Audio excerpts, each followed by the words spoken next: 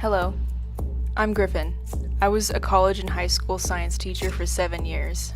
I left education because I couldn't handle perpetuating the New World religion. I am in the boat of belief that the world swings from one pole orientation to another. One pole orientation is where the energy is in the ground, the other is when it's in the air. We are moving, right now, to the energy being in the air.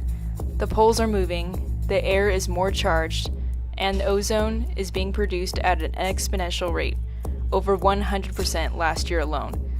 When the air is more charged, more ozone is produced by the corona discharge method. The goal of my channel is to study the effects of the pole shift and the effect of more ozone on all life on Earth together to paint a picture of what our new world will look like. So what we're aware of right now is that our blood can be affected by ozone inhalation by changing our RNA and thus changing our genes. But it's only a small percentage of people that actually benefit, an even smaller percentage of people that have no benefit or disadvantage to breathing in ozone, and then a very large percentage of people actually get harmed by it. And that's where we see the Kawasaki disease, the asthma issues, the lung damage. So the way it gets into your blood is you inhaling it through your lungs, and the inhalation of it through your lungs is what is causing these issues. That method is not exactly the greatest for achieving superhuman-like abilities. So breathing it in is what is causing problems with whether or not people can achieve benefits, but if you remember, I made a video about IV injected ozone, so that is when your blood is taken out of your body, your blood is infused with ozone, and then that ozone-infused blood is re-injected into your body with an IV. That blood gives you amazing abilities to be able to heal, but also to do like anti-aging effects. It causes you to have a longer period of exercise without needing to take a breath. So one more time, IV injected ozone, when it goes straight into your blood and doesn't have to go through your lungs, it's amazing in all people. But when it has to go through your lungs, that's when it causes problems. It's only amazing for some people, very small percentage, and it doesn't do anything to another small percentage of people, and it affects negatively most people. There's an unknown factor to all this, to where we can't pinpoint who is going to live and who is going to die and who's not going to be affected at all. So there's another way that your blood can be infused with ozone, and you don't have to breathe it in through your lungs. It actually gets absorbed through your skin. So it's called cutaneous gas exchange. It's when you breathe through the skin. All animals do it, it's just to what degree and how much of their gas is exchanged through the skin. So I'm thinking if maybe I could find a chart that shows humans and the amount of gas they can exchange through the skin in comparison to other animals, that maybe I could come to some sort of conclusion about maybe humans not needing to breathe and suffer serious negative repercussions of breathing it in and still get the benefits of ozone. So for this study video, I'm going to be referencing a 1985 Scientific American article, and it's called Skin Breathing Invertebrates by Martin E. Fetter and Warren W. Berggren. So out of 100%, the red bar is the amount of oxygen that the creature can breathe in, and the gray bar is the amount of carbon dioxide that the creature can exhale through the skin. So let's look at humans. I think they're somewhere around here. Okay, doesn't look like humans are very good at breathing through the skin, which doesn't really put us in a better position of being able to mutate in a beneficial way. So I guess we can just throw this whole study out, but wait a second. It doesn't seem that good for humans, but if you look at the middle of this graph, it's actually almost 100% beneficial for having a positive mutation effect for amphibians. This is going to mean that they won't suffer the negative side effects of asthma-related issues, Kawasaki disease type illnesses, and lung damage that humans would, because they are able to 100% inhale and exhale through their skin and have ozone affect them at a blood level without having the negative effects of breathing it in through the lungs. Now, this doesn't mean that other animals aren't going to experience ozone at an RNA level and have mutations result. It's just that these amphibious animals are more likely to experience positive and dramatic effects and mutations than other creatures, such as the ones that are listed on this graph. As we know, insects actually gain size and get over 300% bigger depending on how much oxygen is in their contained space. They can actually make themselves bigger because their trachea, which is like the method of air transport, it actually expands and gets larger, and so the whole insect accommodates for the amount of oxygen coming in. So more oxygen equals bigger bugs.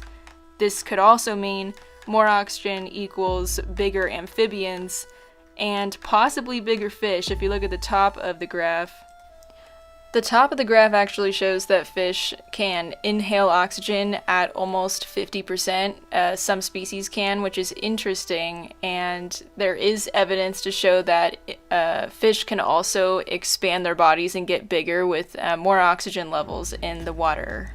So bigger bugs, bigger amphibians, and bigger fish. This kind of reminds me of the picture that they show in textbooks, all the pictures, all of the science museum crap, all of it. So, considering that salamanders are near perfect in inhaling and exhaling ozone and oxygen and being affected by it and mutating in a beneficial way without suffering the negative repercussions of asthma-related issues and Kawasaki disease, let's consider how salamanders can possibly have the same characteristics as dragons. So there's a lot of things. I just did a brief research on salamanders. I don't have them, but I found some interesting things that are pretty interesting and very similar to dragons. So, they have pointed teeth. I didn't know this. They actually have pointed teeth. They eat almost anything, even each other, which is weird. Some of them have spines. They can change colors. They're more related to reptiles than to mammals. They do lay eggs. They also have no voice, but they have the ability to bark, rattle, click, hiss, shriek, snap, and pop, lock, and drop it, which is weird. They don't have a voice box, but they're able to make these guttural sounds, and it's very similar to what we have been indoctrinated with in terms of what a dragon would be like. They don't hear, but they sense low-frequency vibrations in the ground, so they don't have ears. I'm assuming, because I read this and it said they don't hear, but they do sense vibrations in the ground, so they're probably more highly attuned to their surroundings than things that rely on their hearing. They molt their skin, which is very similar to reptiles, you know. Some aquatic species don't have back limbs, so that's kind of weird. This is something that would possibly explain dinosaurs, but I'll get into that later. I think they're more related to the mythical side of some sort of mythological creature that lives in the ocean, similar to a dragon.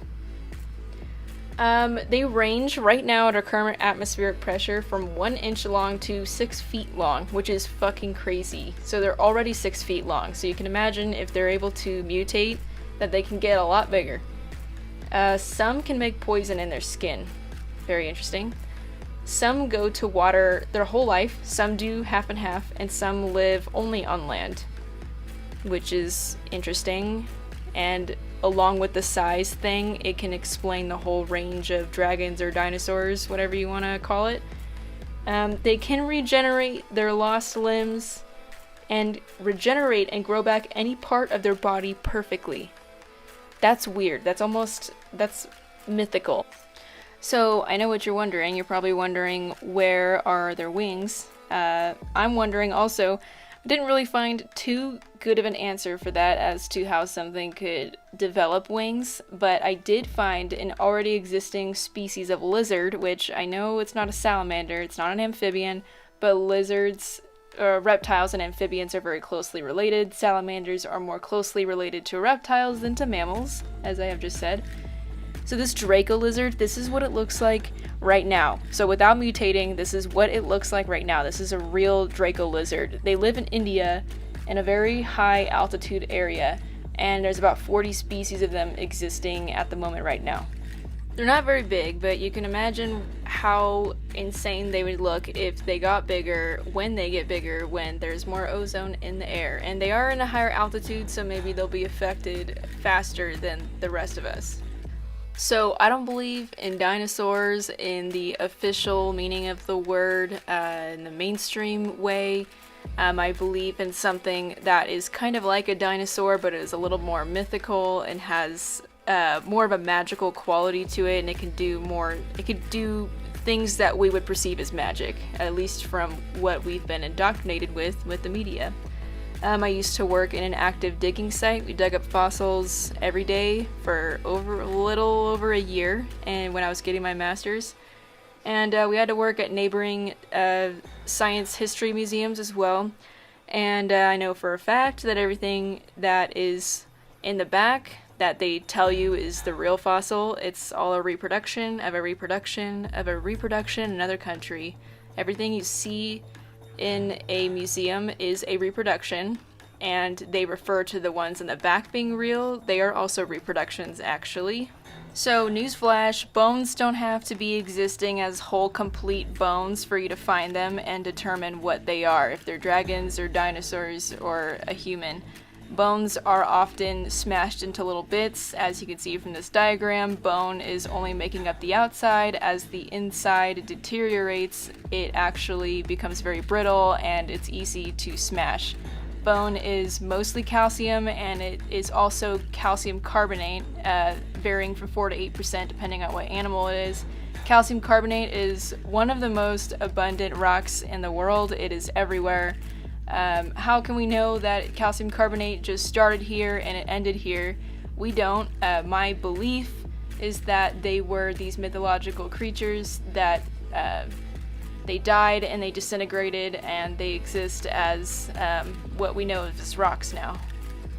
So maybe these giant insects and fish and amphibians that turned into some sort of dragon-like creature, who's to say that all of these creatures that we know of right now in our current gene pool, that they aren't going to mutate into something that we can't even recognize? There's so many old tapestries, paintings, illustrations, and books, like the small journals and things. I've seen these that they illustrate these crazy animals, and who's to say that someone on one side of the world and the other side of the world, they created the exact same creature and they were seeing the exact same thing? Who's to say that they were just making it up? That's kind of bullshit. And this is just my belief, okay? I have my own personal experiences, and I have made up my beliefs based on these personal experiences. I am just presenting them to you.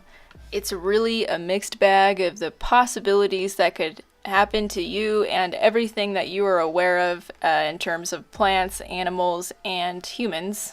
And most of us are going to die, and we don't know why, but we know that we are going to die. But that's okay, because nobody gets out of life alive.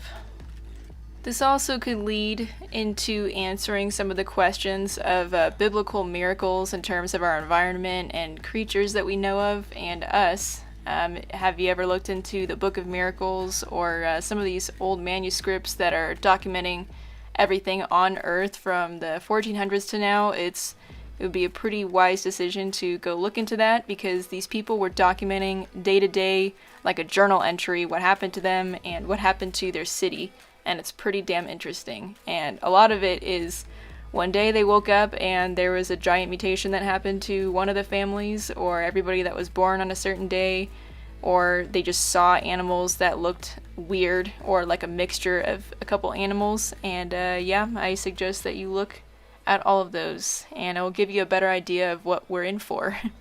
So here's a new section that I'm going to be doing. It's answering some questions from previous videos. Hello everyone, new subscribers and people who've been following me for a while. I think that's super weird, so thanks. I also got a microphone. Look at me, I got a microphone. It's kind of weird, huh? I'm a YouTuber now. So I'm going to save this area for questions. If you guys have any questions, you can always put them in the comments, and then I will get to them later.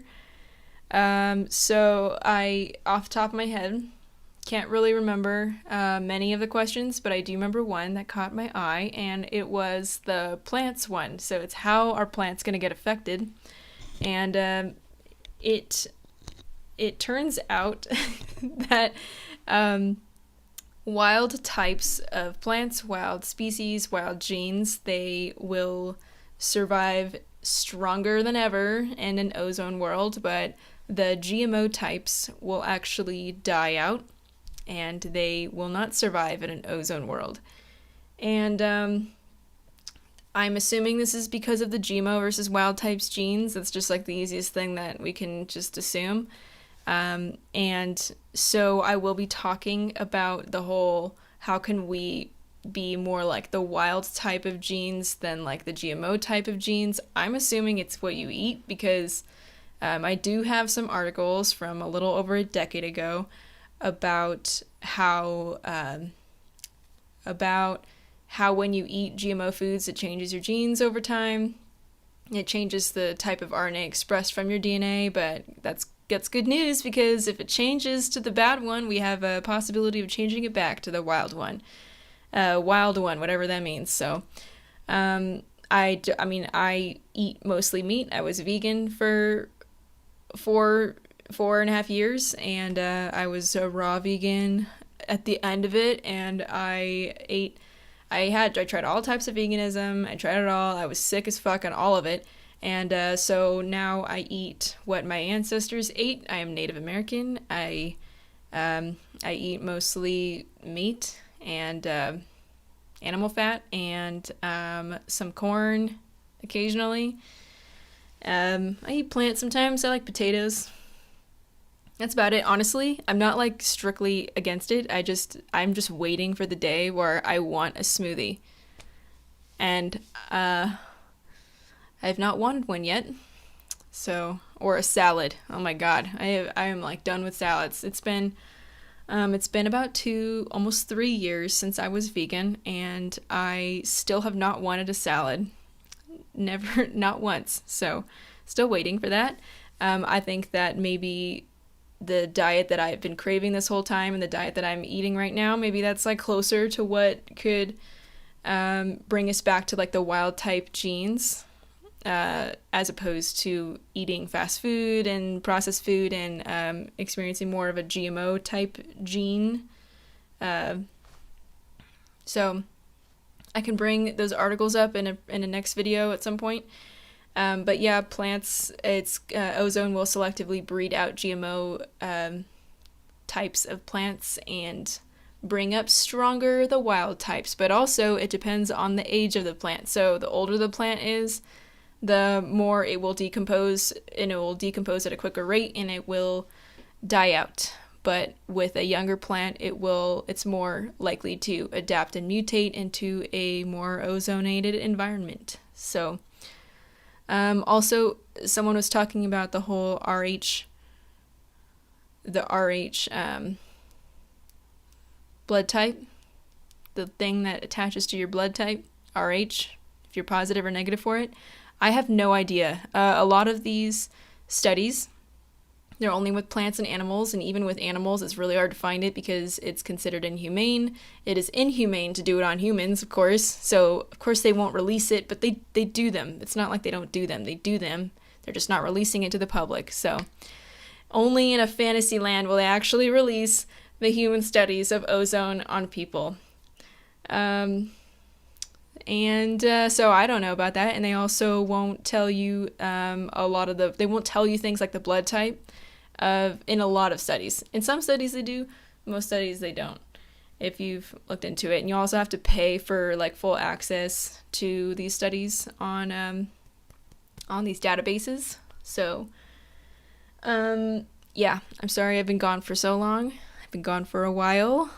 I got a major promotion at work. I've been dealing with some personal life stress. I've had some family things happen, and I was soul-crushingly, debilitatingly sad and in all-encompassing depression for a little bit.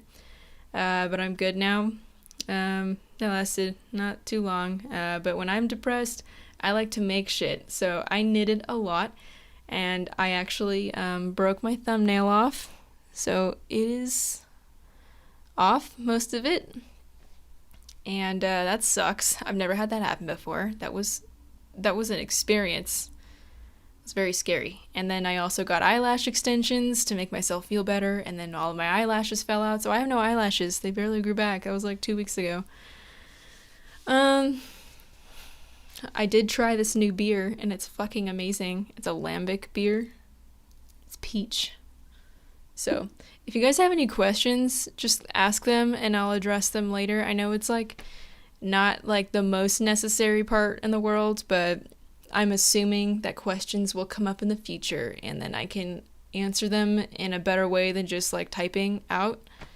I feel like my answers come across as like, they just don't come across, typing and texting and all that doesn't hit the same when someone's actually saying it to you. You made it to the end. You're one of the very few. If you have any questions, you can put them in the comments, and I will get to them in the next video at the end, or I will make a whole other separate video about it. Probably making a whole other video, because I said a lot of things that were all over the place, and I'm assuming that there's lots of questions of open-ended things, because I tend to do that. So, thanks for watching.